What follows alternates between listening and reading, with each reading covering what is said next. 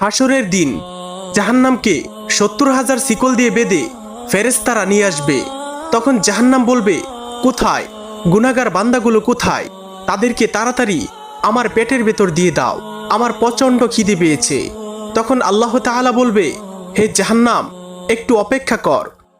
কিন্তু জাহান্নাম থামতে চাইবে না, অস্থির হয়ে যাবে। তখন ফেরেশতাদেরকে বলা হবে, জাহান্নামকে শিকল দিয়ে বেঁধে রাখো।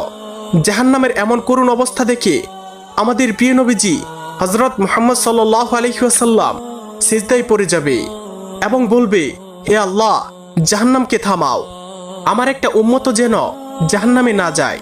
তখন আল্লাহ তাআলা ফেরেশতাদের হাতে এক বিশেষ পানি দিবেন এবং বলবেন, এই পানি জাহান্নামের উপর ছিটিয়ে দাও। তখন ফেরেশতারা জাহান্নামের উপর এই পানি ছিটাবে।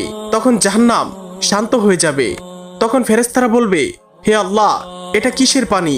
তখন আল্লাহ তাআলা বলবে, এটা জমজম কিংবা কাউসারের পানি নয়, এটা আমার বান্দার চোখের পানি। যখন আমার বান্দারা আমার ভয়ে কান্না করত, তখন আমি এই পানিকে সোনার কলসিতে ভরে রাখতাম।